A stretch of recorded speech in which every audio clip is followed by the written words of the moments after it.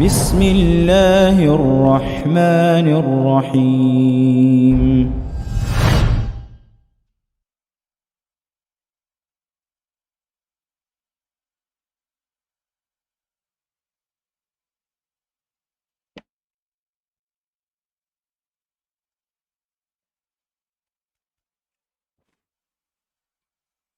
Bismillahirrahmanirrahim.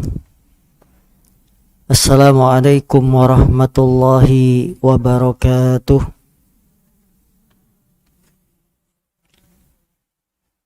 Innal hamdalillah nahmaduhu wa nasta'inuhu wa nastaghfiruh wa na'udzu billahi min shururi anfusina wa min sayyiati a'malina.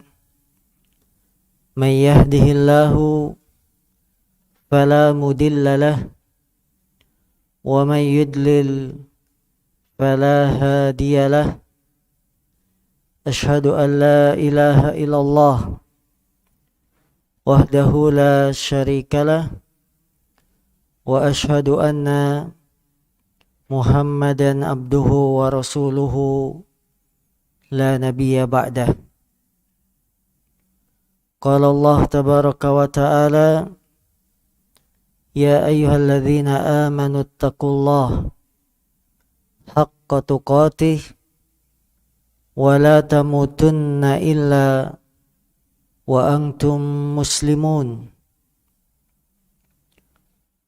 Wa qala aidha ya ayyuhan nasu taqu rabbakumul ladzi khalaqakum min nafsin wahidah wa khalaqa minha zawjaha wa batha minhuma rijalan katsiran wa nisaa'a wattaqullaha alladzi tasaaluna bihi wal arham innallaha kana 'alaikum raqiba.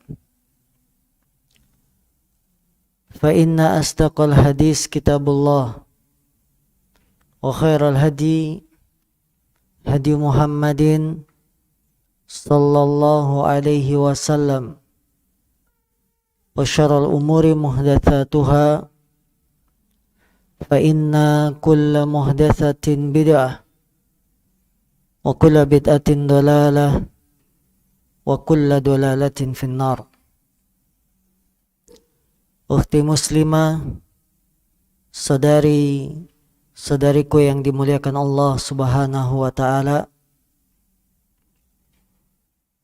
Allah subhanahu wa ta'ala berfirman, wasari'u ila magfiratin min rabbikum,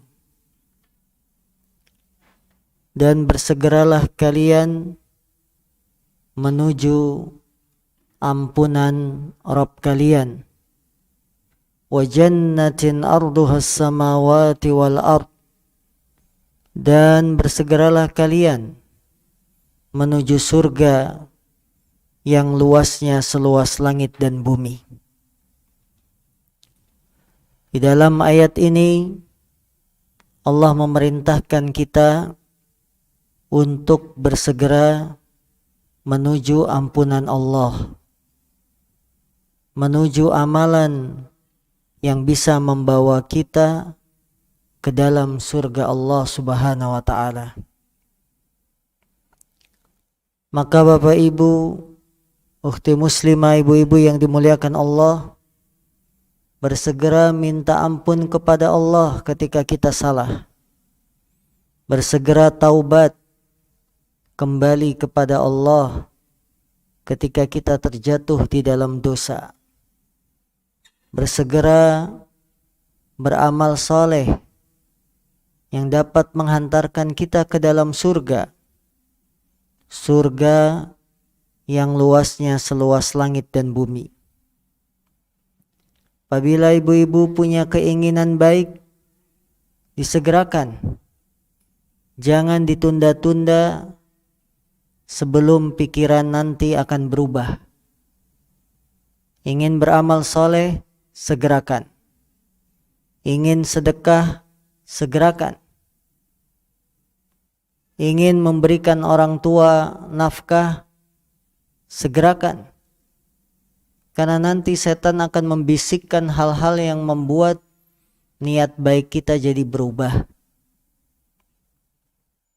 Menunda-nunda amal baik termasuk perangkap setan, agar manusia hanya berangan-angan saja, tapi tidak pernah beramal soleh. Angan-angannya banyak. Saya ingin ini, ingin itu, tapi tidak ada yang dilakukan. Saya nanti akan nulis materi kajiannya, disalinnya di rumah.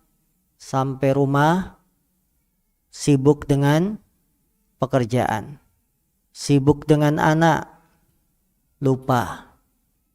Saya ingin sedekah, nanti ternyata pikiran berubah.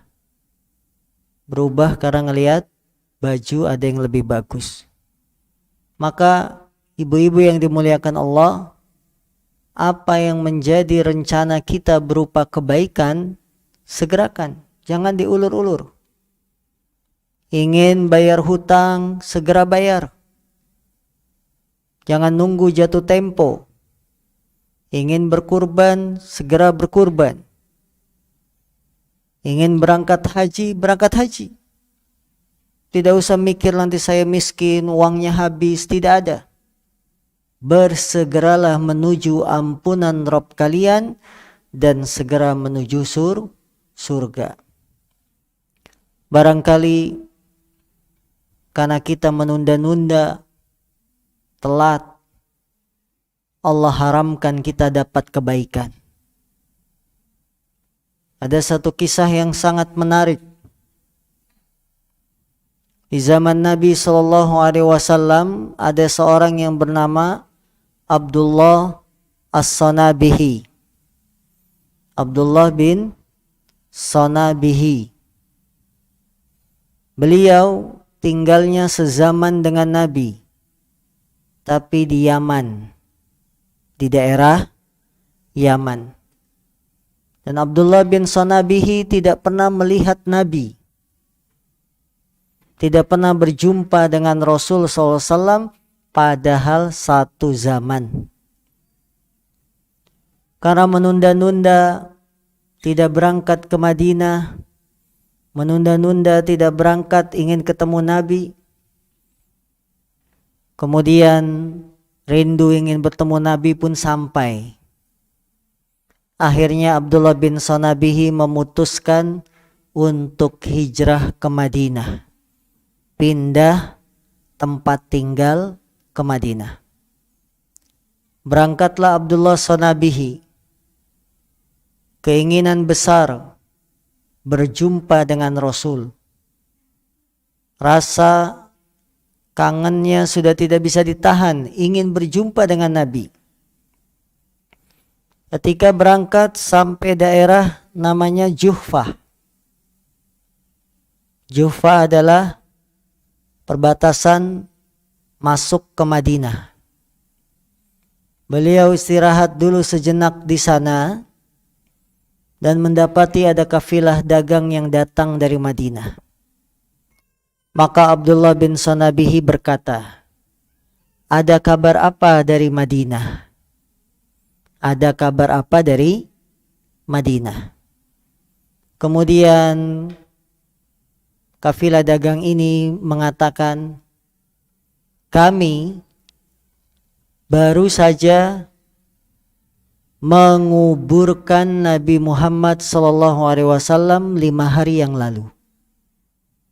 Kami baru saja menguburkan Nabi Muhammad SAW 5 hari yang lalu." Betapa sedihnya Abdullah bin Sanabihi karena menunda-nunda untuk berjumpa dengan Nabi di Madinah. Nanti-nanti akhirnya beliau tidak dianggap sebagai sahabat Nabi karena tidak pernah berjumpa dengan Rasulullah. Cuma selisih 5 hari. Andaikan dia tidak tunda-tunda, Andaikan dia bersegera ke Madinah, berjumpa dengan Rasul, maka namanya akan dicatat dalam sejarah. Abdullah bin Sonabihi, sahabat Nabi. Tapi karena menunda-nunda, kemuliaan menjadi sahabat Nabi jadi hilang. Dia tidak dicatat sebagai sahabat Nabi walaupun hidupnya sezaman, karena belum berjumpa dengan Rasul. Yang disebut sahabat Nabi adalah orang yang berjumpa dengan Rasul, beriman kepada Rasul, dan meninggal dalam keadaan Islam. Lihatlah ibu-ibu yang dimuliakan Allah. Cuma selisih 5 hari. Dia tunda-tunda datang ke Madinah. Ternyata begitu datang ke Madinah, Nabi sudah meninggal dunia. Tidakkah kisah ini menjadi pelajaran bagi kita? Agar jangan menunda-nunda amalan kebaikan. Ibu-ibu mau sedekah, langsung transfer. Langsung berikan. Karena asas penyesalan menunda-nunda. Dan penyesalan itu datangnya belakangan. Sehingga para ibu yang dimuliakan Allah, apabila punya keinginan baik, segera. Ingin minta ampun, segera. Ingin pakai jilbab, segera. Jangan nunggu saya pakai jilbabnya kalau sudah punya cucu. Saya nanti seriusnya, rajin ibadahnya kalau sudah umur 60 tahun. Siapa yang menjamin umur kita sampai 60 tahun? Siapa yang menjamin kita bisa pakai jilbab kalau sudah punya cucu? Apakah kita tidak takut memakai jilbab untuk yang pertama dan terakhir saat dipakaikan kain kafan? Maka para ibu yang dimuliakan Allah, bersegeralah menuju ampunan Allah. Bersegeralah menuju surga Allah. Beramal soleh. Yang barangkali kita menunda-nunda, maka kita terhalang masuk surga. Barangkali kita menunda-nunda, kita tidak dapat pahala yang banyak. Jadi bersegera itu untuk amalan baik, untuk amal soleh, untuk minta ampun, bersegera. Jangan bersegera beli tiket. Tiketnya habis, ketipu lagi. Tidak ada. Bersegera itu menuju ampunan Allah. Bersegera itu amal soleh menuju surga. Ini pelajaran bagi kita yang terkadang setan itu membisikkan agar kita menunda-nunda kebaikan. Nanti-nanti jadi mati, engke-engke jadi bangke. Maka ukhti muslimah, segeralah menuju ampunan Allah. Segeralah beramal soleh menuju surga Allah Subhanahu wa ta'ala. Para ibu yang dimuliakan Allah Subhanahu wa ta'ala, halaman 41.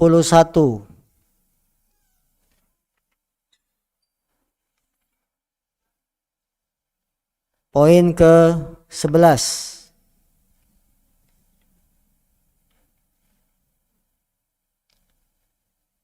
Meninggalkan kitabullah dan berpaling darinya. Zaman sekarang, zaman yang serba canggih dan teknologi semakin maju.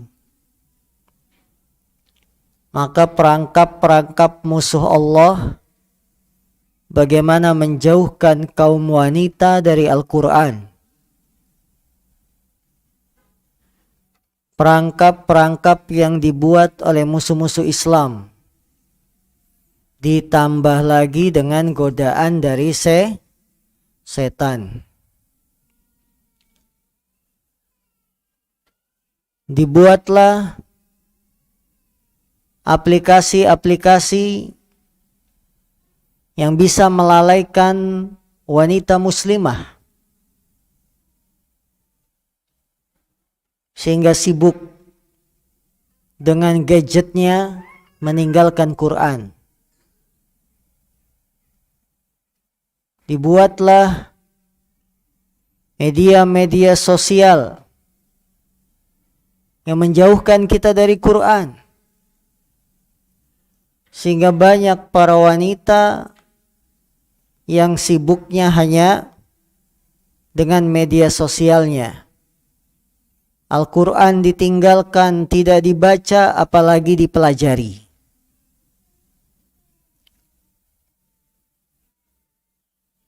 Kalau kita flashback ke belakang, zaman-zaman dulu belum ada HP,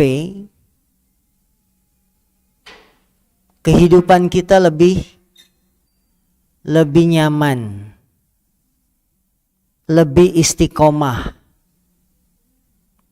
Ba'da maghrib ngaji, anak-anak lari-larian bawa Iqra. Kalau dulu belum ada Iqra, juz amma, mengaji. Belum masuk sinetron-sinetron, belum masuk acara-acara TV, kita sibuk dengan agama kita.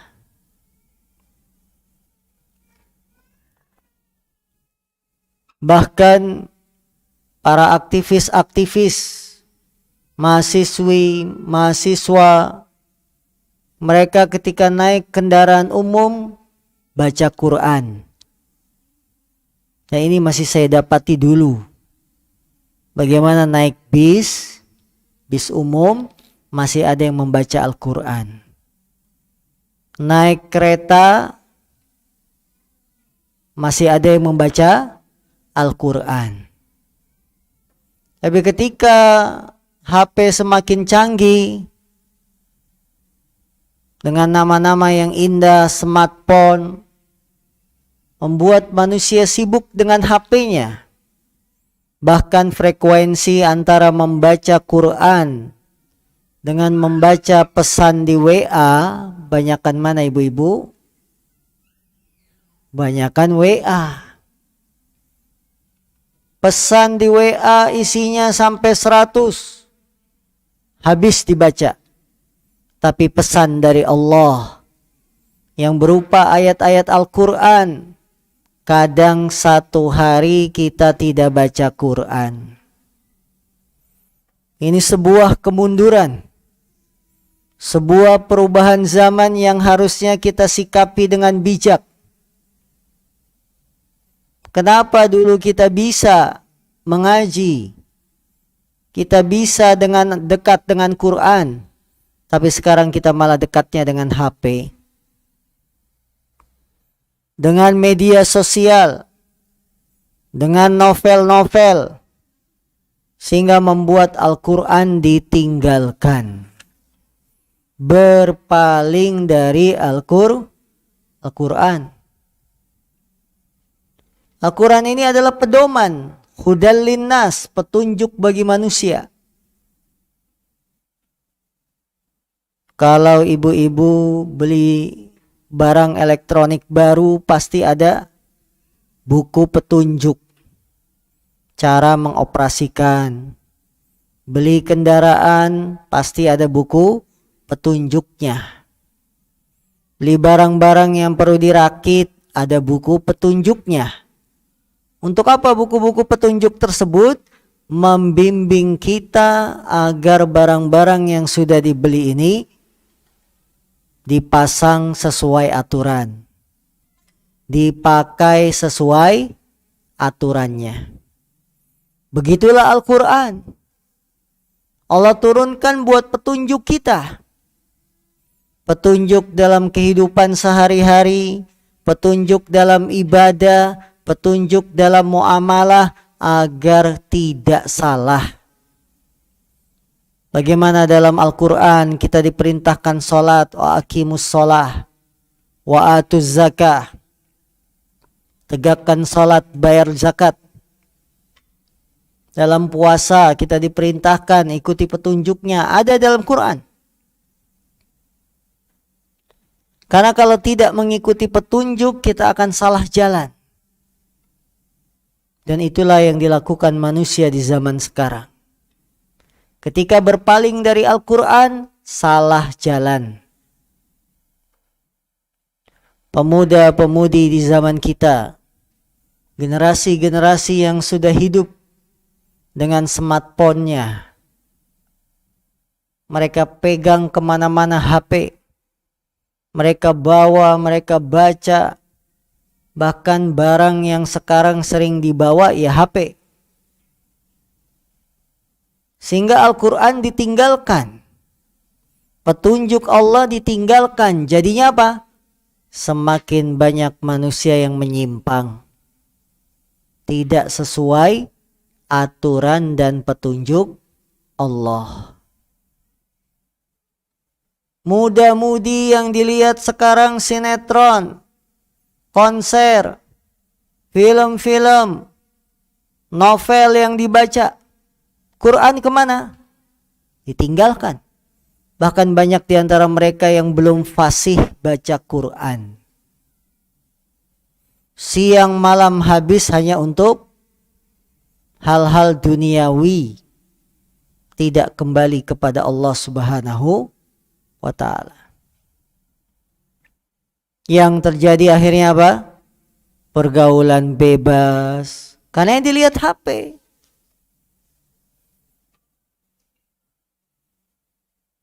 Di HP kita lihat di video-video pendek, short. Ya. Iklan-iklan yang tidak pantas. Kalimat-kalimat yang tidak pantas. Bahasa-bahasa yang di telinga kita tidak masuk. Bahasa-bahasa kasar, bahasa-bahasa tidak sopan. Ini dilihat oleh seluruh kaum muslimin. Maka kalau kita tidak pintar-pintar menyaring, memakai media sosial, kita akan terbawa arus. Anak-anak kecil sekarang, kalau ditanya sama orang tuanya, kamu nanya, kamu bertanya-tanya. Ya. Anak-anak kecil, kenapa? Karena ngelihat HP. Bagaimana kata-kata orang dewasa sudah digunakan oleh anak-anak. Parah, nggak jelas, parah. Anak-anak kecil yang dulu zaman kita seumur seusia itu kita tidak berkata-kata tersebut. Pengaruh yang sangat dahsyat dari yang namanya smartphone, gadget. Maka ibu-ibu yang dimuliakan Allah, kembalilah pada agama ini. Berpeganglah dengan Al-Quran. Sibukkan diri kita dengan Quran. Jangan terlalu banyak main media sosial. Karena sering main media sosial, pekerjaan rumah terbengkalai. Suami pulang tidak disambut. Tidak diberikan minum. Apa alasannya? Tanggung. Lagi buka HP. Lagi kejar diskon. Ya.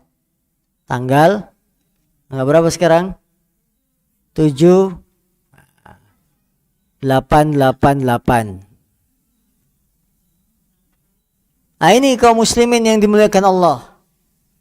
Bagaimana musuh Islam itu berhasil? Musuh Islam berhasil melalaikan kita. Menjauhkan kita dari Al-Quran. Bahkan yang miris kita nggak sadar. lewat sehari demi hari, bulan demi bulan, tahun demi tahun ya. Hubungan kita dengan Allah hanya Ramadan. Hubungan kita dengan Quran cuma Ramadan, setahun sekali. Habis itu kembali lagi dengan kebiasaan masing-masing. Padahal kalau kita baca Quran, kita akan mendapatkan ketenangan. Karena sebaik-baik zikir adalah membaca Quran. Allah berfirman, "Ala bidzikrillahi tatmainnul qulub." Ketahuilah, dengan mengingat Allah, maka hati ini akan tenang. Yang mendambakan ketenangan, kedamaian itu dengan Quran. Bukan di media sosial, bukan di handphone. Karena ini akan membuat kita semakin lalai, semakin gundah gulana.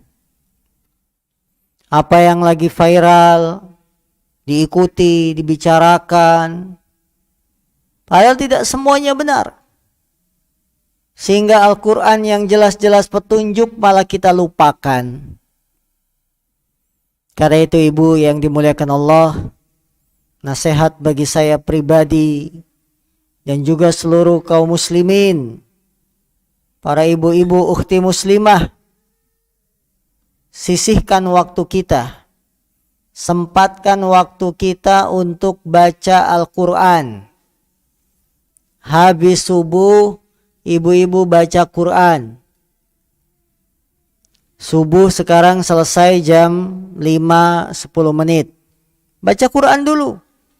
Sebelum megang panci, sebelum megang wajan, baca Quran 15 menit.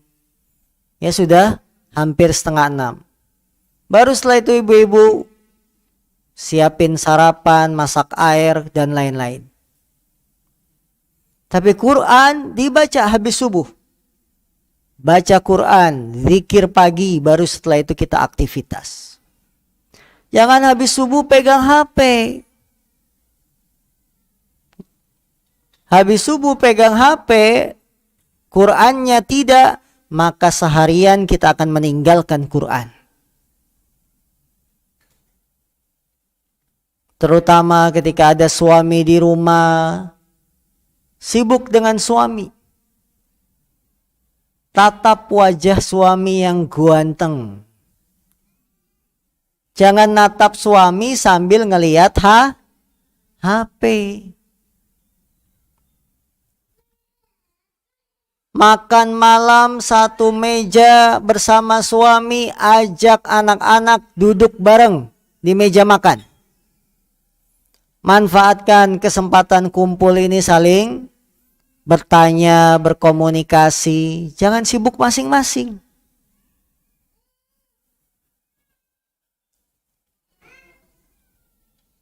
Karena virus gadget ini sangat bahaya. Apalagi anak-anak kalau sudah kecanduan, setiap nangis kita kasih HP, tiap nangis kasih HP, dia akan kecanduan. Dan bahaya kecanduan gadget sangat-sangat berbahaya.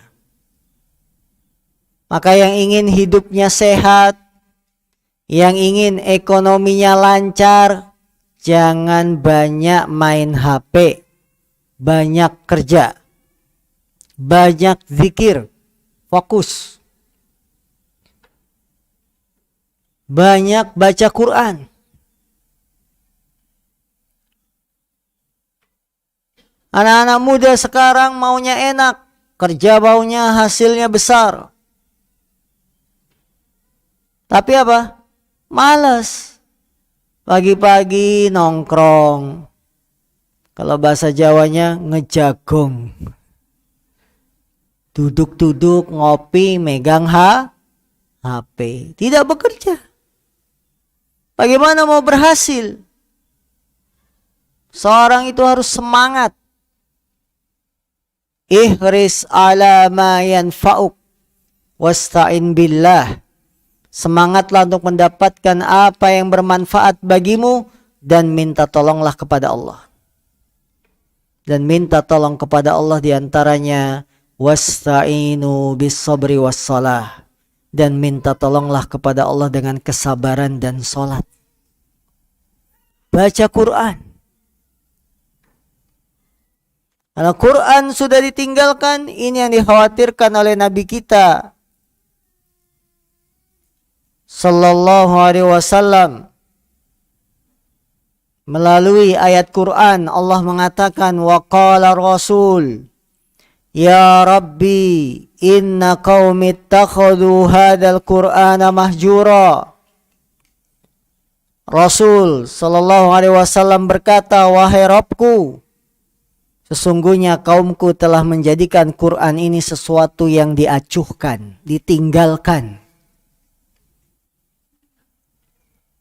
Jadi sehari itu jangan sampai nggak baca Quran, minimal 1 halaman. Baca Quran habis subuh. Nanti ba'da maghrib ajarkan anak Al-Quran, walaupun kelasnya masih Iqra. Ini manfaat. Hidup kita akan bermakna. Bukan hanya seharian sibuk dengan urusan dunia, dengan media sosial yang membuat agama kita tinggalkan, Quran kita tinggalkan. Kemajuan zaman ibu-ibu yang baik kita ambil, namun yang buruk harus ditinggalkan. Quran ini petunjuk yang tidak boleh ditinggalkan. Ambil. Kalau HP ada kebaikannya ambil, keburukannya dibuang. Ibu-ibu sekarang jadi sosialita. Kerjaannya ngapain? Ngerumpi. Ngumpul di mana, janjian di mana, makan di mana, ngobrol ngalor ngidul. Karena waktu ini sangat berharga. Waktu kita hidup di dunia singkat. Maka janganlah waktu yang singkat ini kita buang-buang begitu saja hanya dengan bermain-main dengan HP. Apakah ini berarti tidak boleh main HP? Boleh. Asalkan kita bisa menempatkan pada tempatnya. Waktunya subuh baca Quran, baca Quran. Habis baca Quran, persiapan anak-anak, sarapan, mandi, siapan sekolah. Karena kalau pagi kan dramanya banyak anak-anak. Drama nangis, drama nggak mau dibangunin. Ya. Ini nggak usah megang HP dulu. Sampai ngantarkan anak. Selesai ke sekolahnya, kita pulang, beres-beres. Beresin kamar, nyuci ini, beresin ini. Setelah selesai semua kewajiban, pekerjaan rumah, kita ingin sedikit leyeh-leyeh. Apa leyeh-leyeh? Santai-santai, barulah lihat HP. Ya, ada pesan apa. Dan tidak semua pesan-pesan yang tidak penting kita baca. Maka ibu-ibu jangan ngeliatin status orang. Kadang-kadang karena kita melihat status orang jadi galau. Cukup kita punya prinsip dengan agama kita. Jangan selalu mengikuti perkembangan orang sehingga membuat kita sibuk, akhirnya hati tidak bahagia.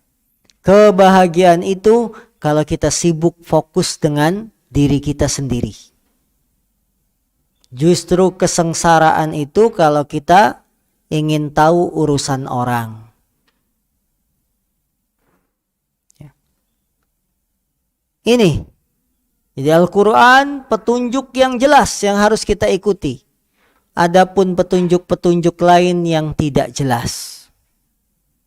Rasulullah sallallahu alaihi wasallam bersabda, Al-Qur'anu syafi'un musyaffa' wa mahilun musaddaq man ja'alahu amamahu qadahu ilal jannah wa man ja'alahu khalfa dhahrihi saqahu ilan nar. Quran pemberi syafaat, sekaligus akan diterima syafaatnya pada hari kiamat.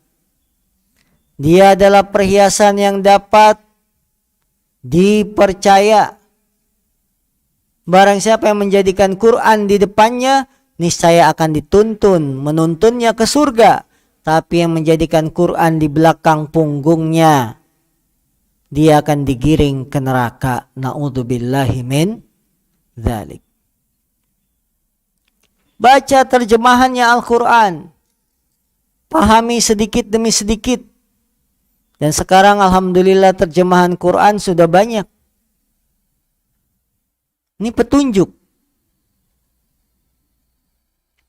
Di zaman-zaman dulu kita kecil, ya Al-Quran itu kita bawa, taruh kantong, taruh tas. Sekarang sedikit yang membawa Quran. Alasannya apa? Di HP sudah ada aplikasi Al-Quran. Begitu baterainya habis, nggak bisa baca Quran. Nah ini. Jangan kita malah sibuk dengan koran, novel. Novelnya serinya sekian, habis dibaca. Sinetronnya episode sekian, habis ditonton. Tapi pesan dari Allah tidak pernah habis, tidak pernah hatam. Gagal kita menghatamkan Quran di bulan Ramadan. Gagal menghatamkan Quran dalam kehidupan sehari-hari. Padahal dalam buku-buku yang lain kita mampu menyelesaikannya, menghabiskannya.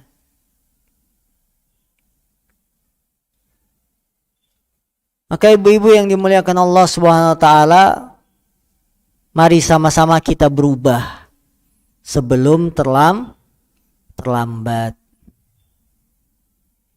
Kemajuan zaman ini jangan membuat kita tambah lalai. Jangan membuat kita latah, ikut-ikutan kebanyakan manusia. Quran ini pedoman hidup yang harus dipegang oleh setiap muslim. Baca satu ayat, satu huruf, 10 pahala. Ayat Quran, satu hurufnya saja 10 pahala. Maka sempatkan ini. Jangan hanya HP dan seterusnya. Ya. Ini nasihat bagi pribadi dan juga bagi para jamaah semuanya. Kemudian dari hadis Abu Hurairah, Rasulullah bersabda, sungguhnya Al-Quran akan datang pada hari kiamat nanti seperti seorang yang kurus badannya. Dia berkata kepada orang yang membacanya, apakah engkau mengenalku? Akulah yang selama ini engkau rela begadang di malam hari dan kau rela haus di siang hari. Sesungguhnya setiap pedagang akan berada di belakang barang dagangannya. Dan hari ini aku berada di belakang setiap penjual. Kemudian dia beri kerajaan di tangan kanannya dan kekekalan di tangan kirinya. Selanjutnya disematkan mahkota yang indah di atas kepalanya dan dikenakan 2 pakaian kepada kedua orang tuanya.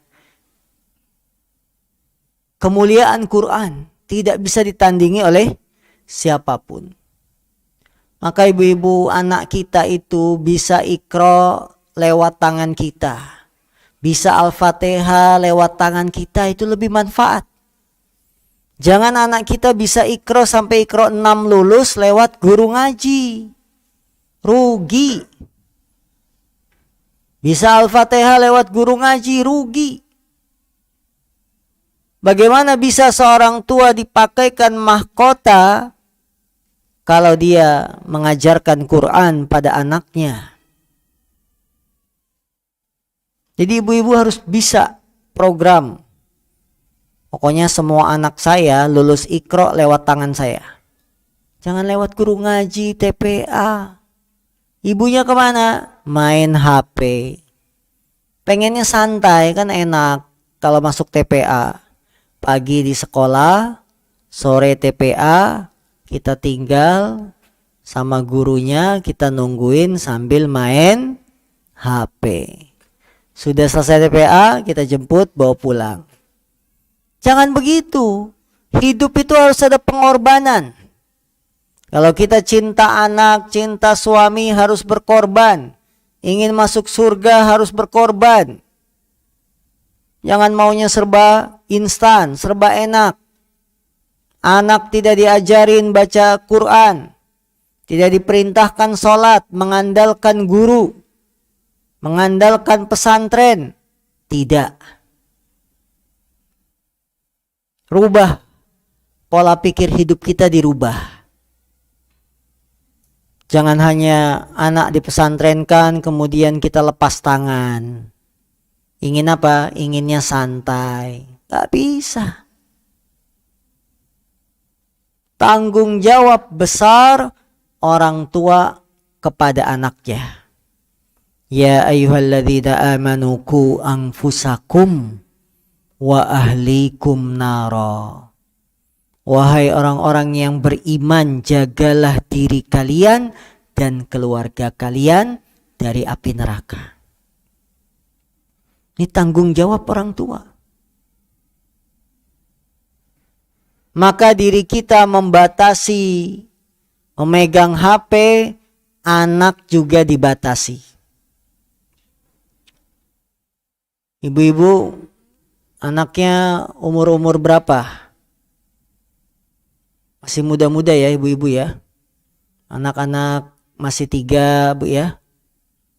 Paling tua umur berapa anaknya? SD? Kuliah? Kuliah. Yang SMP masih ada? Banyak.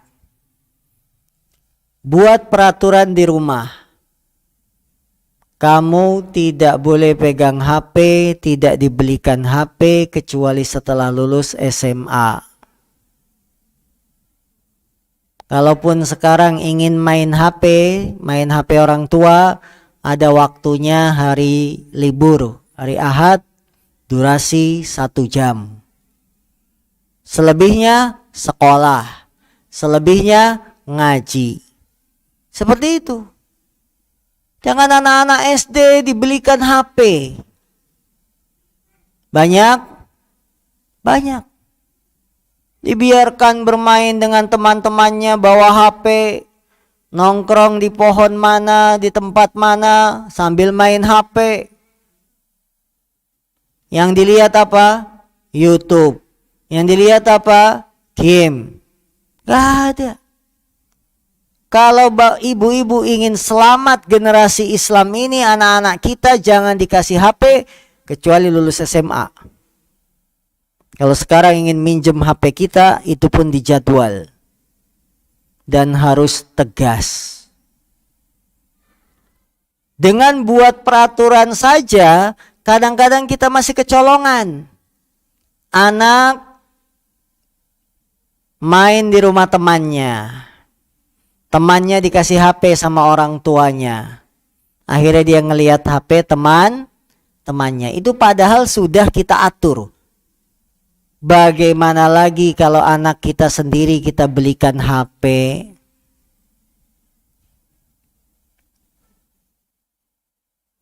Tidak semangat sekolah. Tidak semangat ngaji. Susah diajak ke masjid. Gara-gara kecanduan HP. Orang tuanya pun demikian. Tidak baca Quran. Tidak zikir pagi. Karena sibuk dengan HP. Ukhti muslimah, para ibu yang dimuliakan Allah Subhanahu wa taala, ini yang harus kita sikapi perkembangan zaman saat ini. Coba kita kembali tiru cara orang tua dulu mendidik anak-anaknya. Orang tua dulu yang belum ada HP lebih tenang. Anak-anaknya sukses. Sibuk dengan kuliahnya, sibuk dengan belajarnya, sibuk dengan ngajinya. Maka tantangan orang tua di zaman sekarang harus bisa kembali pada Quran. Harus bisa berpegang dengan agama. Jangan ikut-ikutan. Ini sangat menyedihkan sekarang. Lebaran kumpul keluarga, anak dipegangin HP. Padahal dulu kita kalau lebaran yang ngobrol-ngobrol sama Pak D, Pak Le, ngobrol. Bahkan orang tua kita mengenalkan, ini Pak Demu, ngobrol, ditanya Pak D. Sekarang anak zaman sekarang apa? Bawa HP. Ditanya pamannya, ngelihatnya ke HP. Maka ibu-ibu, jangan tinggalkan sekali-kali Al-Quran. Ini pedoman hidup kita. Kita baca saja sudah dapat pahala. Apalagi kita mengamalkan isinya, hidayah itu bisa kita dapatkan. Seorang ulama, Fudail bin Iyad. Dulu Fudail bin Iyad itu seorang maling, pencuri. Ya, sebelum jadi ulama, pencuri. Bagaimana kisah taubatnya? Ketika satu malam dia menyatroni apa? Mendatangi sebuah rumah. Ternyata penghuni rumahnya sedang baca Al-Quran. Ya, bangun malam, tahajud, baca Quran. Ayat yang dibaca berbunyi, Alam ya'ni lilladzina amanu an takhsha'a qulubuhum li dzikrillah. Bukankah telah datang kepada orang-orang yang beriman agar hati-hati mereka takut mengingat Allah Subhanahu wa taala. Jadi ketika malingnya datang, penghuni rumahnya baca ayat ini, sedang melewati ayat ini. Bukankah telah datang kepada orang-orang yang beriman waktunya untuk takut kepada Allah. Untuk takut kepada Allah.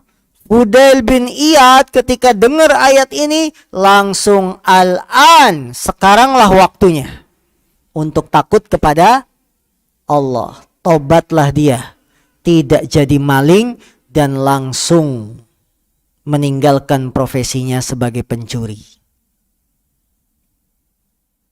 Jadi Quran itu memberikan hidayah. Hudal linnas wa bayyinatin minal huda. Petunjuk bagi manusia dan penjelas terhadap petunjuk tersebut. Quran yang kita baca bisa membawa hidayah. Seorang pencuri menjadi ulama gara-gara mendengarkan ayat Quran. Gunung yang kuat saja tunduk ketika dibacakan Quran. Maka problem rumah tangga, kerasnya hati anak kita, susah dinasehati, bacakan Quran. Hidupkan Quran di dalam rumah kita. Dengan sholat sunnah, dengan ngaji bareng. Bu-ibu ada jadwal ngaji nggak habis maghrib? Jadi kalau habis maghrib kumpul suami, istri, anak. Anak-anak suruh maju satu-satu kayak di TPA. Sini. Maju. Iqra berapa kamu? Kalau anak paling besar sudah Quran, suruh buka Qurannya. Baca. Dilihat bacaan anak kita. Nah, itu yang saya lakukan di rumah. Setiap habis maghrib dan waktunya nggak lama. Maghrib itu paling 30 menit. Ya. Kumpul semuanya maghrib. Nggak ada yang sibuk ngeliat TV. Sibuk di kamarnya. Nggak ada. Kumpul semuanya. Hidupkan ini. Sehingga nanti keluhan-keluhan anak susah dinasehati. Susah dibanguni sholat subuh. Insya Allah dengan Quran kita dapat keberkahannya. Karena Quran memang petunjuk, membuat hati yang keras menjadi lembut. Gunung saja menjadi lembut dengan Quran, apalagi cuma hati. Suami yang belum kenal ngaji, belum mendapatkan hidayah, suruh duduk maghrib. Mas, duduk sini. Wah. Jadi ibu-ibu juga bisa dakwah. Dakwah kepada suami. Suruh duduk. Ayo belajar bareng, baca Quran. Cuma sampai azan Isya dari maghrib. Selesai sholat maghrib. Seperti itu. Jadi harus ada langkah dari kita. Jangan cuma maunya enak, anak dimasukin TPA, selesai pulang kasih makan. Gak ada. Kewajiban kita bukan cuma masalah makan, ngasih baju. Bukan, tanggung jawab besar. Diri kita, keluarga kita. Ku anfusakum wa ahlikum nara. Jaga dirimu, keluargamu dari api neraka. Seperti itu, harus ada langkah-langkahnya. Tekad kuat memperbaiki diri. Yang belum dikaruniai anak, berdua. Baca Quran, gantian, saling simak. Kan enak ya. Romantis. Habis baca Quran, makan suap-suapan. Jangan makannya aja suap-suapan, baca Qurannya nggak gantian. Baca Quran bersama pasangan. Yang sudah sepuh, ada yang sudah sepuh, anak-anaknya sudah besar, kuliahnya di mana-mana, ngekosnya sudah jauh dari rumah, tinggal berdua. Tetap bersama baca Quran. Karena bagaimanapun ibu-ibu, kita nanti tuanya akan berdua dengan suami, dengan istri kita. Berdua ngapain sudah sepuh? Ya baca Quran. Apalagi usia-usia 60 tahun ke atas, itu harus sudah sibuk dengan Quran. Pegangannya Quran, jangan lagi main HP kalau sudah 60 tahun ke atas. Pegang Quran. Yang suami habis subuh di masjid, baca Quran sampai matahari terbit, sibuk. Karena usia-usia sudah harus memperbanyak ibadah. Sebentar lagi kita akan dipanggil oleh Allah Subhanahu wa taala.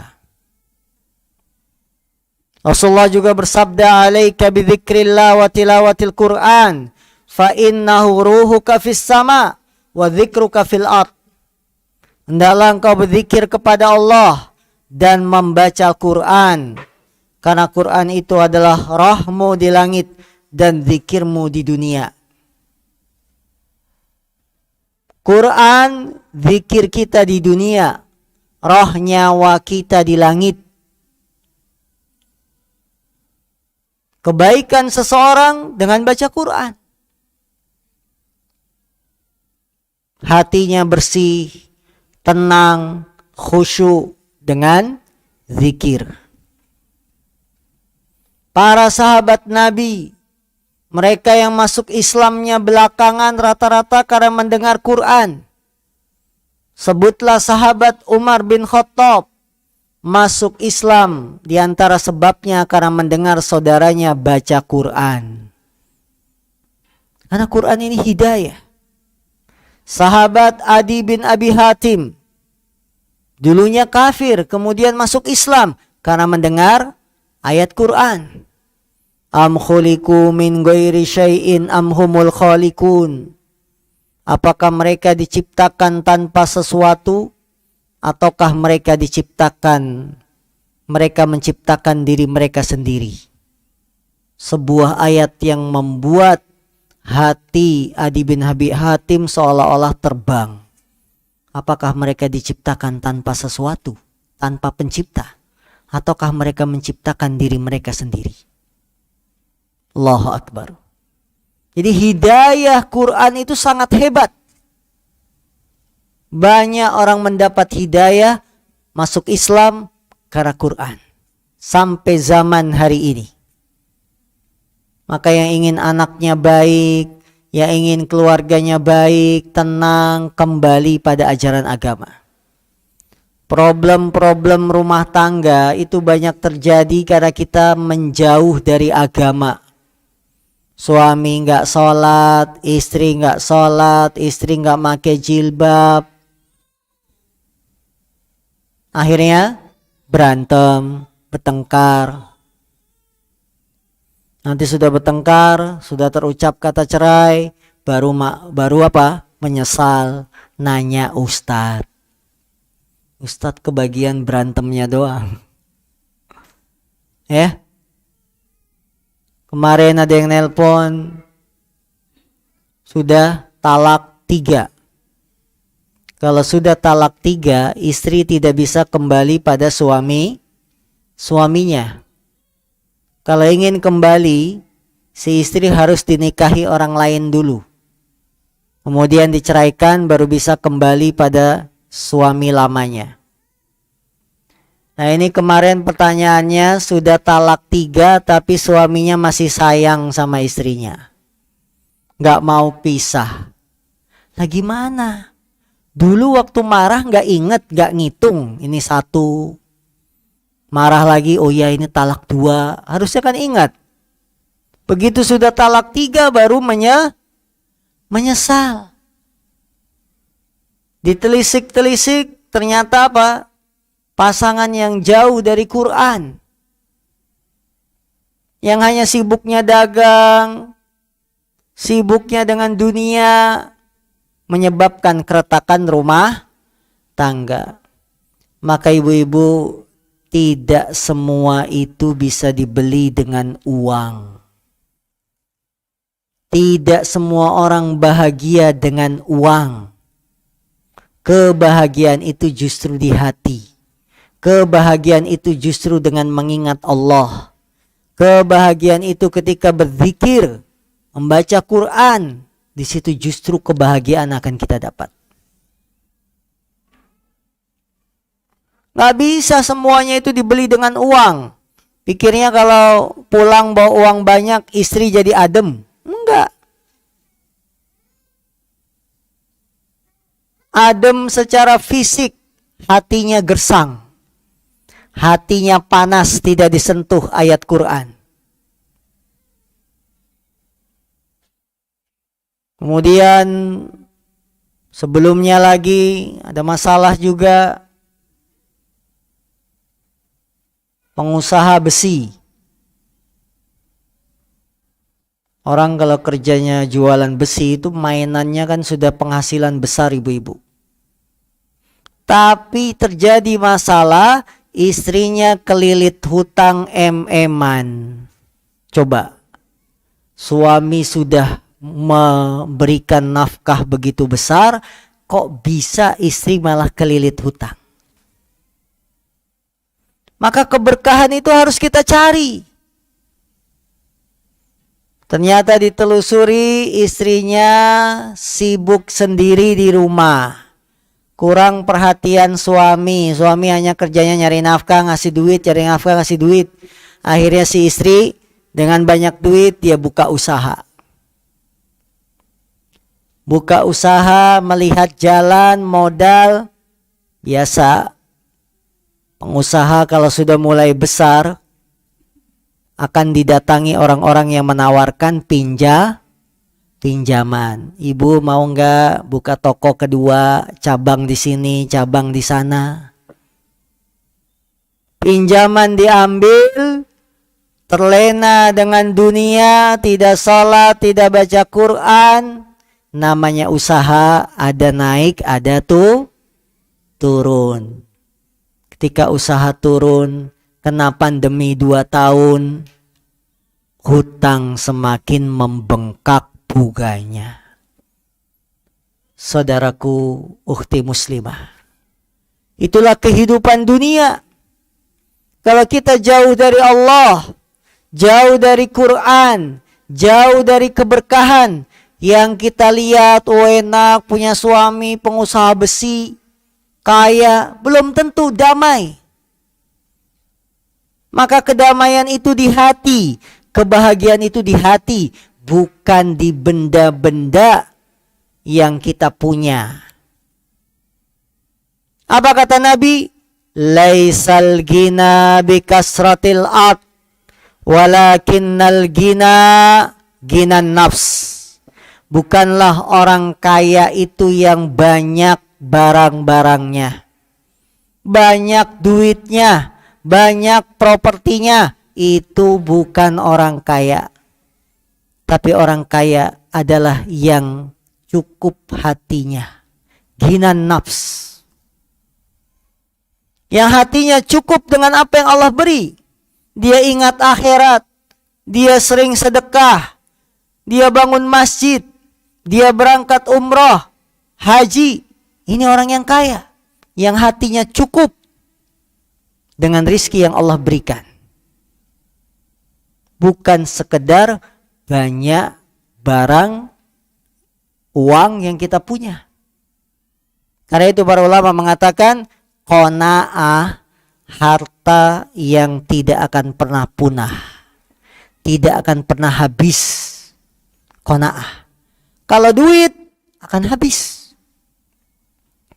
Maka kembalilah pada Quran. Kembalilah pada agama kita. Sini letak kebahagiaan. Yang mendambakan rumah tangganya aman, damai, anaknya soleh. Kembali pada agama. Dan saya sudah pelajari semua kasus rumah tangga. Intinya kalau ditarik permasalahannya, meninggalkan agama. Itu. Suami berantem, istri cerai, menuntut cerai. Itu kalau ditarik karena meninggalkan agama. Apakah salah satunya atau dua-duanya? Suaminya enggak sholat, istrinya enggak pakai jilbab, atau dua-duanya sama-sama meninggalkan agama. Terjadilah masalah. Walaupun kita tidak pungkiri, yang berpegang teguh dengan agama juga ada masalah. Betul. Tapi tidak berat. Cuma cekcok, ya biasa. Masalah-masalah rumah tangga, selisih pendapat dengan suami, biasa. Tapi tidak berat. Karena memang dunia itu kan memang tempatnya ujian. Tempatnya masalah. Anak nakal, ya biasa nakal-nakal ringan, namanya anak-anak. Tapi yang menghadapi ujian-ujian berat dalam rumah tangga, kalau kita tarik akar masalah karena meninggalkan agama, tidak sholat, tidak baca Quran, dan seterusnya. Maka para ibu, ukhti muslimah yang dimuliakan Allah, kalau kita ingin kembali bahagia, kembalilah ke agama kita, kembalilah pada Quran, jangan ditinggalkan. Mulai dari diri kita pribadi, kemudian mulai dari pasangan, selanjutnya anak-anak, insya Allah akan ada perubahan dalam diri kita. Ibu-ibu gak usah punya angan-angan hafalan banyak, juz 30 hafalin saja. Selesai juz 30, tidak ada yang lupa, bahagia ibu-ibu. Bahagia. Akan ada ketenangan dalam hati, perubahan hidup akan kelihatan. Jadi yang selama ini mengeluhkan saya ada masalah begini, gak pernah selesai, kembali pada agama. Kembali pada Quran. Keberkahan Quran akan membuat hidup kita berkah. Ya, ini pengalaman hidup yang sering kami mendapati curhatan-curhatan, masalah-masalah. Datang ke rumah, atau saya yang disuruh datang menyelesaikan, lagi berantem suruh datang, coba. Lagi berantem suami istri kita suruh datang. Ya. Apa masalahnya? Tidak berpegang dengan agama. Lupa dengan agama. Sehingga membuat Allah jauh. Kita jauh dari Allah, maka Allah pun akan menjauh. Karena itu Nabi bersabda, ta'aruf ilallahi firraha, ya'rifka fi syiddah.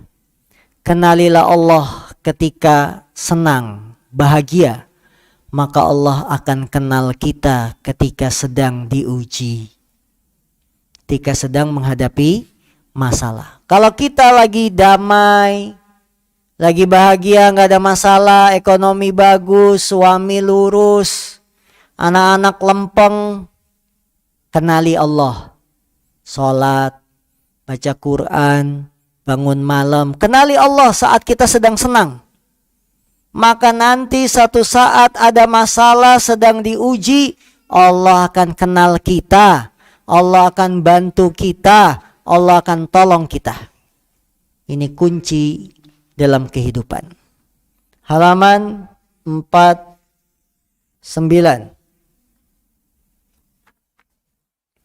Penyimpangan. Berapa bentuk penyimpangan dalam ibadah? Yang pertama, tidak mau membayar zakat, enggan membayar zakat. Ibu-ibu yang dimuliakan Allah, harta uang yang kita punya titipan saja. Dia kepunyaan Allah yang dititipkan kepada kita. Maka apa yang kita kumpulkan, apa yang kita dapatkan dari uang ini harus ditunaikan haknya. Maka Islam mensyariatkan zakat, agar kita bayar zakat, karena di dalam harta yang kita punya ada hak-hak orang miskin. Uang yang kita simpan ada haknya orang miskin. Sehingga ketika kita tidak bayar zakat, berarti kita tidak memberikan haknya orang miskin. Orang yang bakhil, tidak mau infak, tidak mau zakat, dia akan diberikan kabar gembira dengan siksa neraka. Karena uang ini titipan saja. Ibaratnya ibu-ibu nitip barang kepada orang lain, maka yang dititipi barang harus siap kapanpun diambil, kapanpun diminta. Jangan kita dititipin barang, ketika yang punya barang mau ngambil kita tolak. Nggak bisa. Uang ini titipan Allah. Allah perintahkan bayar zakat, ya bayar. Bukan malah kita tahan dengan alasan apa? Cinta uang dan seterusnya. Bakhil. Para ibu jemaah yang dimuliakan Allah, harta ini adalah fitnah, ujian. Rasulullah bersabda, inna likulli ummati fitnah, inna likulli ummah fitnah, wa inna fitnata ummati al-malu. Sesungguhnya setiap umat itu ada ujiannya, dan ujian umatku adalah dalam masalah harta. Jadi orang yang punya harta, uang, tidak bayar zakat, dia berarti sedang diuji oleh Allah Subhanahu wa taala. Maka saudari-saudariku yang dimuliakan Allah, tunaikanlah zakat. Tabungan yang kita punya sudah mencapai nisab 85 gram emas dan sudah mencapai haul, bayar zakat. Sudah 1 tahun, bayar zakat. Ramadan, bayar zakat fitrah. Yang punya usaha pertanian, bayar zakat pertanian. Zakat perdagangan. Ibu-ibu kan banyak yang dagang ya. Dagang cilok kena zakat nggak bu? Dagang baju kena zakat. Apalagi ibu-ibu zakat dagangnya LM, logam mulia. Ya. Ini harus diperhatikan zakatnya. Kalau yang terjual sudah 85 gram emas, hasilnya sudah sampai nisab, wajib zakat. Jangan keasikan dagang, zakatnya tidak dikeluarkan. Rasulullah SAW bersabda, Basyiril kanizina bikaifi zuhurihim, yakhruju min junubihim, wa bikai min kibali akfaihim, yakhruju min jibahihim. Berilah kabar gembira kepada orang yang menumpuk-numpuk hartanya. Mereka akan dapat setrikaan di punggungnya, lalu keluar dari lambungnya. Setrikaan di tengkuknya, lalu keluar dari dahinya. Na'udzubillahi min dzalik. Menumpuk-numpuk harta, tidak membayar zakat, tidak menunaikan kewajiban rukun Islam berupa haji, siap-siap disetrika dengan api. Punggungnya disetrika, tengkuknya, lehernya. Ini merupakan ancaman besar bagi orang yang diberikan harta tapi tidak bayar zakat. Manusia berpikir kalau banyak uang hidupnya akan kekal. Ini salah.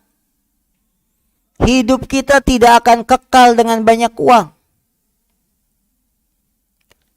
Karena uang ini kalau tidak disalurkan akan menjadi bencana bagi yang memiliki.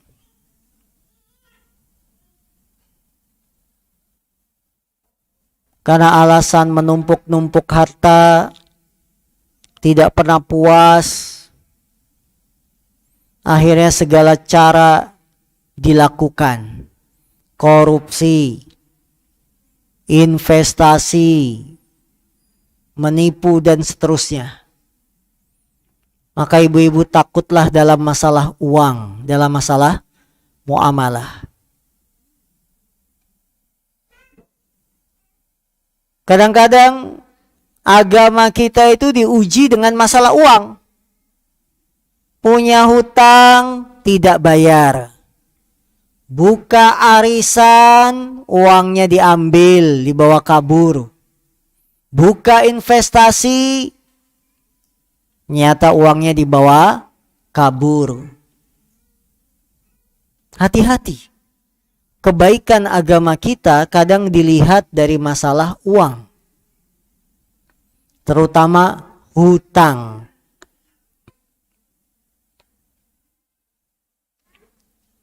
Di sini kita bisa pastikan kebenaran ucapan Umar bin Khattab. Ketika ada yang mengatakan saya kenal si fulan, saya kenal si A, Umar bertanya, apakah pernah kamu bermuamalah masalah uang dengannya? Belum. Apakah pernah kamu jalan pergi jauh dengannya? Belum. Kemudian kata Umar, kalau begitu kamu belum kenal dia. Di sini kadang-kadang kelemahan kita begitu. Kalau sudah masalah uang, hutang pihutang, kelihatan watak asli seseorang. Tidak di ikhwannya, tidak di akhwatnya. Tidak bapak-bapaknya, tidak ibu-ibunya. Kalau sudah masalah duit, ilmu ngajinya nggak dipakai.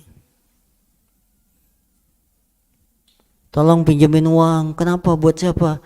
Ibu saya sakit. Ya, masuk rumah sakit.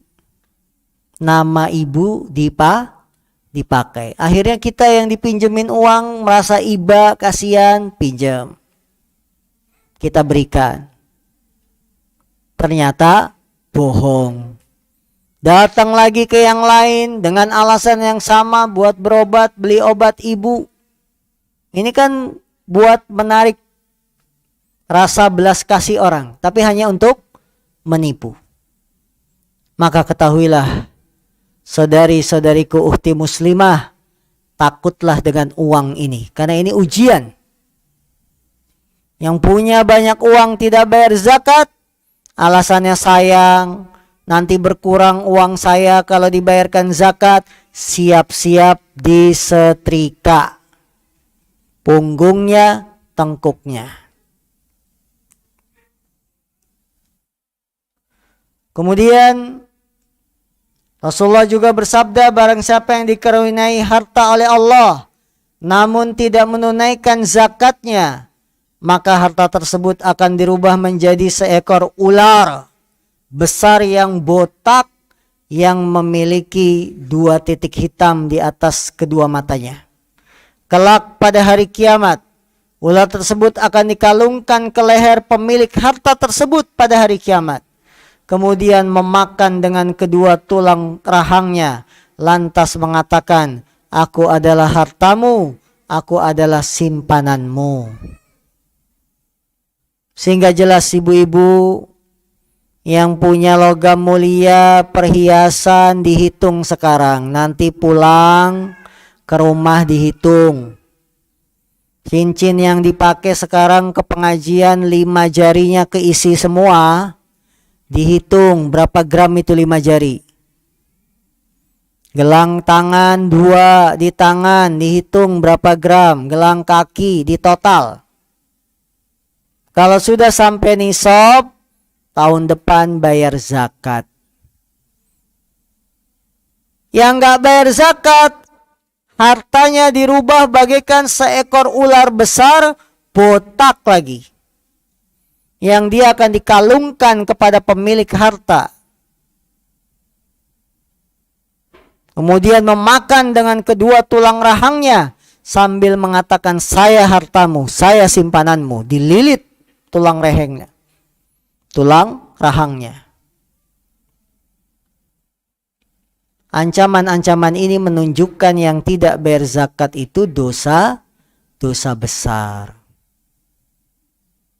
Sehingga ukhti muslimah, pikirkanlah masa depan kita yang abadi, yaitu hari kiamat. Kebahagiaan abadi yang harus kita kejar. Jangan hanya kebahagiaan dunia yang sifatnya sementara. Untuk apa kita nyimpan uang?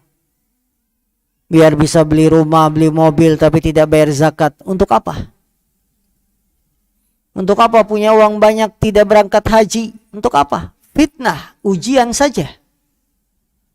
Maka sadarilah, amanah ini dari Allah.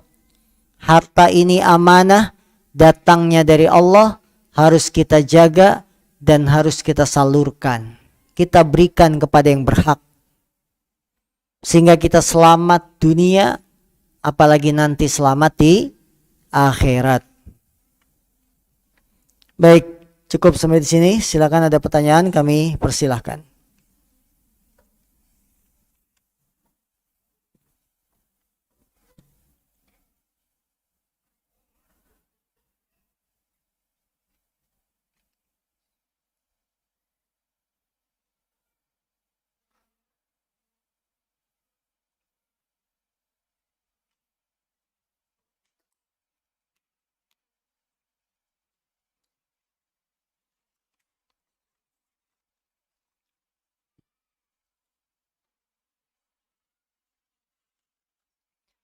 Assalamualaikum warahmatullahi wabarakatuh.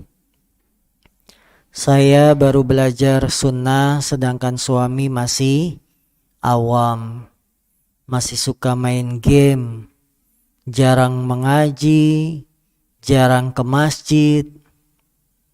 Bagaimana saran Ustadz untuk menasihati suami tanpa terkesan menggurui? Terus terang kadang ada rasa kecewa pada suami. Ibu yang dimuliakan Allah, menasihati suami tentu tidak sama ketika kita menasihati anak atau menasihati orang tua. Suami yang masih lalai, masih banyak main game, jarang ke masjid dan lain-lain, maka kita mulai nasihat kita hal-hal yang mendasar seperti rukun Islam. Rukun Islam 1 syahadat maka kita nasihati suami agar mentauhidkan Allah. Ya, sambil bercanda, sambil di atas kasur ngobrol sama suami. Rukun Islam yang kedua, sholat. Minimal suami kita sholat dulu walaupun masih di rumah, belum berangkat ke masjid. Kita ajak, gandeng tangannya dengan mesra, "Mas, yuk sholat bareng di kamar." Sudah azan zuhur misalkan, azan subuh, yuk sholat bareng di kamar. Kalau subuh kita bangunkan dia, kita tungguin supaya sholat bareng. Maka dengan cara-cara kelembutan, sambil di sisi lain kita mendekatkan diri kepada Allah, mendoakan kebaikan untuk suami. Allah lah yang membolak-balikan hati seseorang. Allah yang membolak-balikan hati seseorang. Minta kepada Allah, "Ya Allah, berilah petunjuk kepada suamiku. Kirimkan sinyal-sinyal hidayahmu." Ya, minta pada Allah yang membolak-balikan hati seseorang. Jauhkan dari segala keburukan teman-teman yang buruk. Ya, dengan pendekatan, tentunya dengan pendekatan yang lembut. Sebagai istri tentu lebih tahu bagaimana watak suami kita. Yang terpenting, jangan putus asa. Tetap doakan suami. Jangan kecewa. Fa inna ma'al usri yusra. Sesungguhnya di balik kesulitan itu ada kemudahan. Dan ibu tidak sendiri. Saya baru belajar, suami masih awam, ibu tidak sendiri. Banyak yang seperti ini. Banyak. Yakinlah dengan pertolongan Allah. Yakinlah Allah bisa memberikan hidayah pada suami kita. Insya Allah sedikit demi sedikit suami akan berubah. Insya Allah, yakin. Tetap semangat, jangan terlalu kecewa, kemudian malah berpikir untuk pisah, jangan. Fokuslah, tetap berusaha memperbaiki kekurangan. Kita terus belajar, sebagai istri terus belajar, terus mengingatkan, insya Allah pertolongan itu dekat akan datang. Ya, pertolongan itu dekat akan datang. Dengan syarat kita tidak boleh putus asa. Apa benar wanita tidak boleh memakai sandal jepit dikarenakan terlihat lekukan bentuk kaki walaupun sudah pakai kaos kaki? Tidak benar. Boleh. Tidak semua yang kelihatan bentuk lekukan dilarang. Ibu-ibu pakai kerudung kelihatan lekukannya enggak? Kepala ibu-ibu itu kelihatan nggak? Lekuk kan? Boleh. Kalau itu nggak boleh, ibu-ibu pilih jilbabnya yang kotak. Pakai kardus. Jadi nggak kebentuk kepalanya. Bisa? Ya, kayak badut-badut gitu. Kotak ya, tutupin jilbab. Biar nggak kebentuk kepalanya. Jadi nggak semua yang berbentuk badan dilarang. Kita pakai kerudung pasti ngebentuk kepala, iya nggak? Pasti nggak mungkin ibu-ibu pakai kerudung kemudian pengennya nggak kebentuk kepalanya. Ya, tidak. Apalagi sandal jepit masih ketutupan kain, maka hal itu dibolehkan.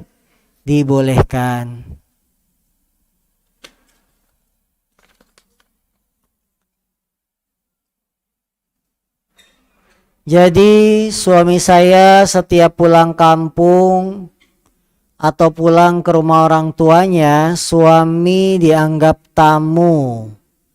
bahkan terucap oleh ibunya, kau adalah tamu di rumah ini. Pertanyaannya, apakah memang benar secara syariat bahwa suami adalah tamu? Mohon penjelasannya Ustadz, agar suami lebih legowo. Legowo itu apa? Nerimo. Atau apa yang harus suami lakukan? Ini maksud orang tua, kamu adalah tamu, itu maksudnya biar orang tuanya bisa melayani anaknya. Karena saking sayangnya sama anak. Udah, kamu itu tamu, nggak usah nyuci piring. Tamu nyuci piring gak sih? Enggak. Jadi dilayani, dimasakin, bersyukur. Kita dilayani, disayang sama orang tua. Tinggal kita memberikan balasan sama orang tua. Kalau pulang bawa bawaan, dari sini apa? Bawa beras, oleh-oleh, kita bawakan buat orang tua kita. Nanti mau pamitan, sudah selesai pulang kampungnya, kasih orang tua uang. Ya. Jadi maksudnya biar tidak tersinggung, maksudnya itu orang tua ingin menyayangi anaknya. Gak usah repot-repot, gak usah bantu-bantu. Kadang kan orang tua seperti itu ya. Maka diterima saja, maksudnya supaya bentuk kasih sayang orang tua kepada anak. Dengan tetap kita berbuat baik sama orang tua, jangan dimakan hati.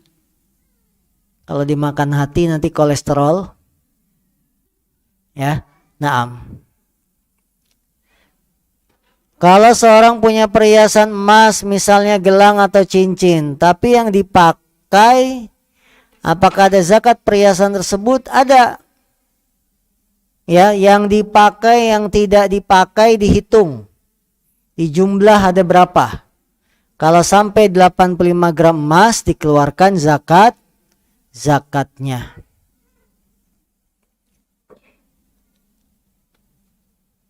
Kalau misalkan murojaah saja di hari itu, apakah sama termasuk dalam meninggalkan Quran? Murojaah itu kan baca Quran. Maka termasuk membaca, tidak meninggalkan Al-Quran. Yang penting lisan kita itu basah. Basah dengan baca Al-Quran. Jangan sampai tidak sama sekali. Hari ini kita nggak baca ayat satu pun ayat Quran. Itu tercela. Saya, bagaimana hukumnya membaca Quran saat haid? Boleh, tapi jangan dipegang Qurannya. Wanita haid boleh baca Quran, cuma Al-Qurannya tidak boleh dipegang. Al-Quran yang asli, yang tanpa terjemah. Kalau Qurannya ada terjemahannya, boleh. Karena Al-Quran terjemah itu bukan mushaf. Mushaf itu yang semuanya ayat Quran. Kalau baca Al-Qurannya ketika haid, yang dibaca kitab tafsir. Kitab tafsir tapi ada ayat Qurannya, boleh dipegang. Karena bukan mushaf. Begitupun kalau baca Qurannya lewat HP. HP-nya boleh dipegang. Karena HP bukan mushaf. Walaupun Qurannya ayat Quran saja, tapi dia di HP. HP boleh dipegang walaupun kita sedang haid. Bagaimana sebaiknya membaca Quran dan berusaha cepat hatam atau baca sekaligus tafsirnya? Karena kita bahasa Arab kan dapat pahala per huruf. Kalau baca terjemahannya berapa pahalanya? Kalau untuk Ramadan, maka kita kejar hatamnya. Tapi selesai Ramadan, kita berusaha memahami, baca ayatnya, kemudian baca terjemahannya. Karena kita diperintahkan untuk mentadabburi Al-Quran. Afala yatadabbarun Al-Quran. Tidakkah mereka mentadabburi Quran? Jadi selesai Ramadan, baca ayat, baca tafsir atau terjemahannya. Sedikit-sedikit sampai ketemu Ramadan lagi. Pas Ramadan, baca kejar hatamnya. Surat apakah yang paling mustajab dibaca untuk orang tua atau keluarga yang sudah meninggal? Apakah semua ayat sama saja atau ada yang sebaiknya dibaca? Menghadiahkan membaca ayat Al-Quran kepada orang yang sudah meninggal, ini terjadi perselisihan di antara ulama. Bolehkah kita menghadiahkan bacaan Quran kepada orang yang sudah meninggal dunia? Karena tidak ada contohnya. Nabi Muhammad SAW beliau sangat sayang kepada Khadijah. Tidak ada ceritanya Nabi Muhammad baca Quran diniatkan untuk Khadijah. Tidak ada ceritanya Nabi Muhammad baca Quran diniatkan untuk orang tuanya yang sudah meninggal. Karena setiap anak, amalan baik anak pasti sampai ke orang tua tanpa diniatkan. Amalan soleh seorang anak pasti sampai ke orang tua. Maka ibu-ibu baca ayat Quran apa saja sampai ke orang tua. Tidak harus niat dihadiahkan. Ibu-ibu sedekah. Sedekah kita pahalanya sampai ke orang tua. Tidak harus niat saya sedekah untuk ibu saya yang sudah meninggal. Semua yang kita lakukan dari amal soleh seorang anak, orang tua akan dapat kecipratan pahalanya.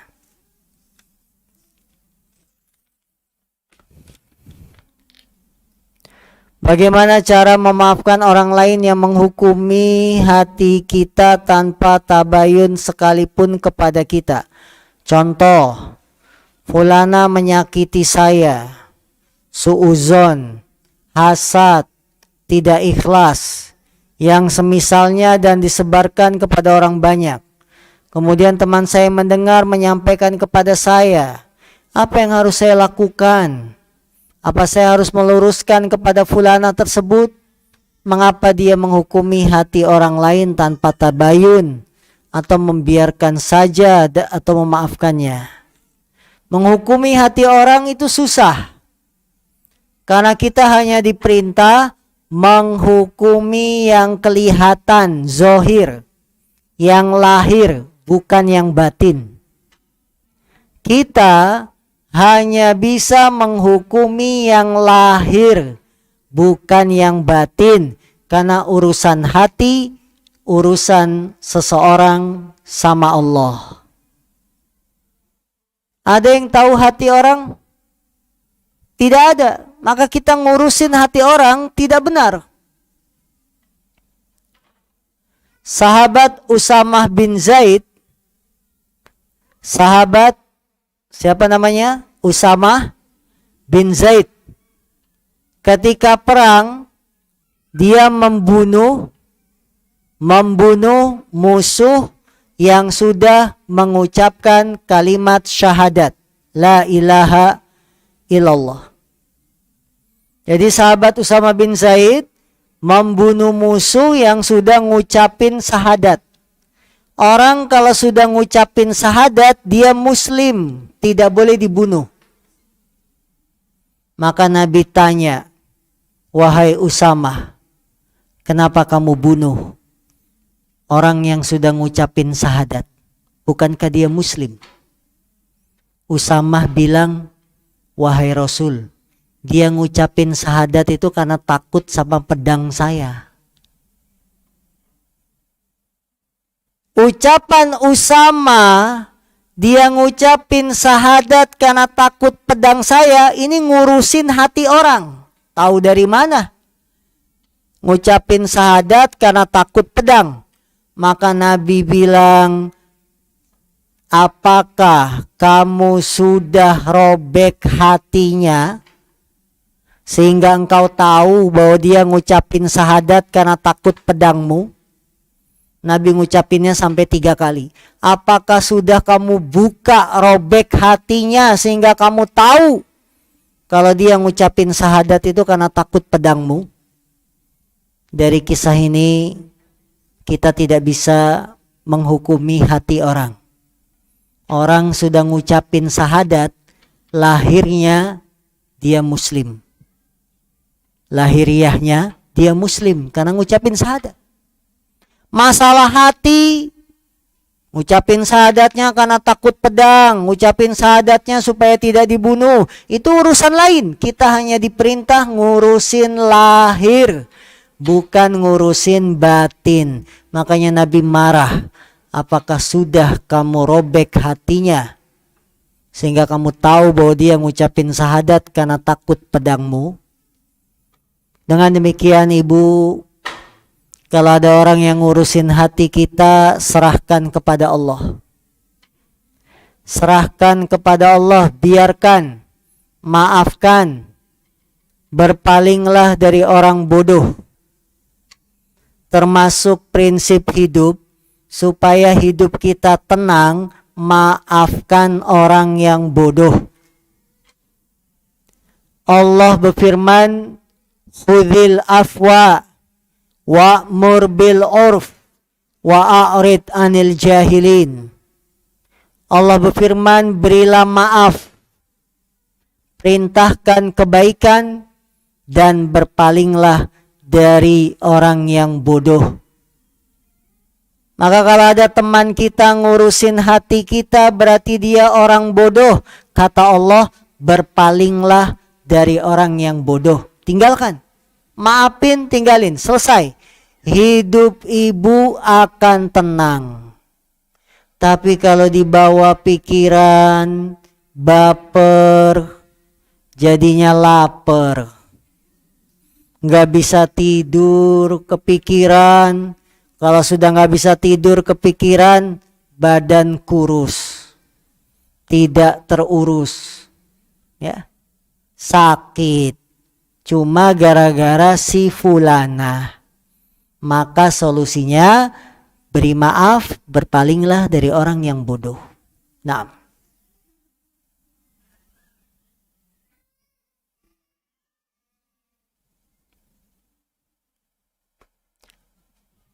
kami ditawari pembebasan lahan sawit di Sumatera. Akadnya kami diminta uang 1,5 juta untuk pendaftaran izin pemerintah. Katanya uang perjuangan. Bila nanti kami qadarullah tidak mendapat izin, dana pendaftaran hangus. Tanah ini dihargai 250 juta per kapling, dan bila kami mendapat izin, uang hasil sawit akan digunakan untuk mencicil harga tanah tersebut. Jadi kami masih belum mendapat hasil sampai waktu yang belum tentukan. Dan tanah tersebut dikelola oleh KUD. Ini investasi atau jual beli dia? Kalau jual beli, DP itu bisa hangus memang. Kalau kita membatalkan transaksi jual belinya, ya. Kalau jual beli, istilahnya uang panjer, DP itu bisa hangus kalau kita membatalkan jual beli.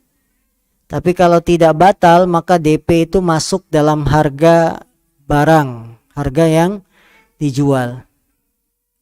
Nah, di sini apa maksudnya? 250 juta per kapling, ini berarti jual beli ya. Kemudian kita suruh setor 1,5 juta, ini apa? Apakah DP atau apa? Jadi harus diperjelas terlebih dahulu. Ini ya. Dan sekarang ini banyak akad-akad yang tidak jelas. Kalau investasi, maka harus siap rugi. Investasi itu tidak semuanya menghasilkan untung, harus siap rugi.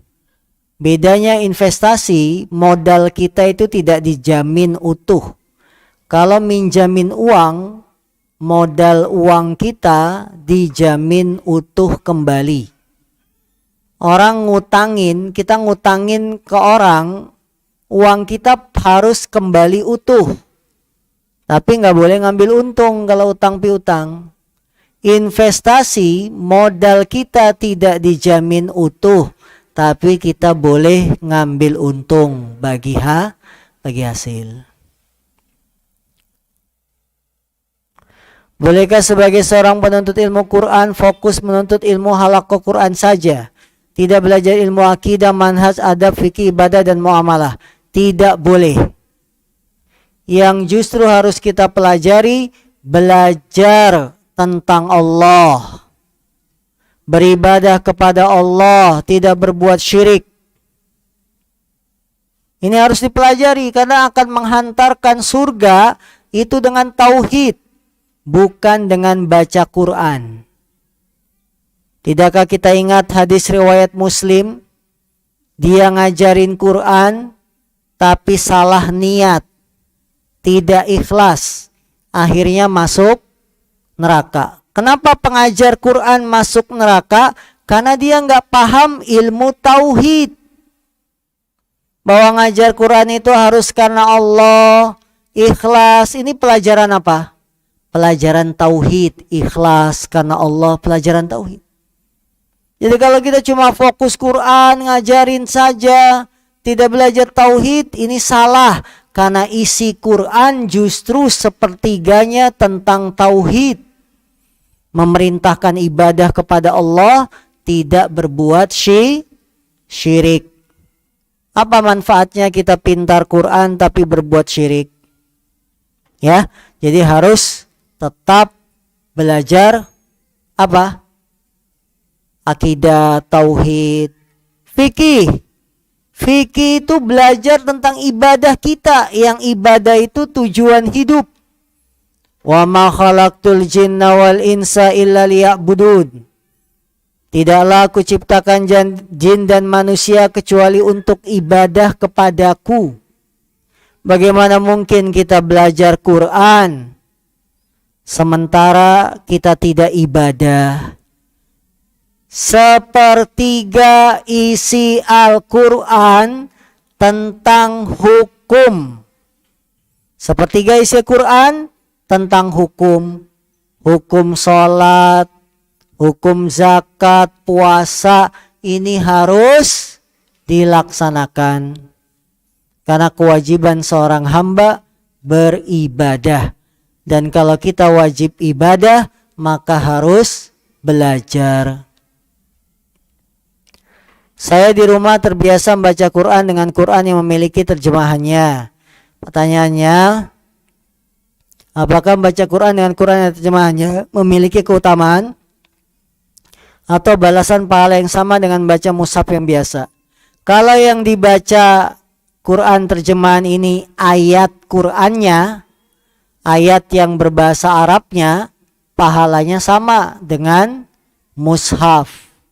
Tapi kalau Quran terjemahan yang dibaca terjemahannya bahasa Indonesianya, ini tidak dapat pahala. Jadi ibu-ibu punya Quran terjemahan yang dibaca terjemahannya, segala puji bagi Allah, Rabb semesta alam, yang maha penyayang lagi maha pengasih, penguasa hari kiamat, Malik Yaumiddin. Hanya kepadamu kami beribadah, hanya kepadamu kami minta tolong. Iyyaka na'budu wa iyyaka nasta'in.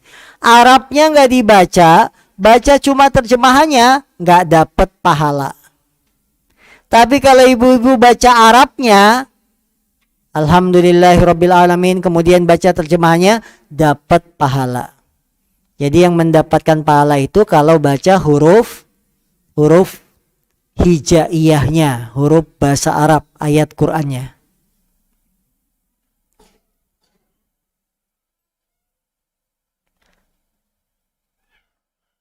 Ada lagi? Cukup? Subhanaka Allahumma bihamdika asyhadu an la ilaha illa anta astaghfiruka wa atubu ilaik. Walhamdulillahirabbil alamin. Assalamualaikum warahmatullahi wabarakatuh. Bismillahirrahmanirrahim.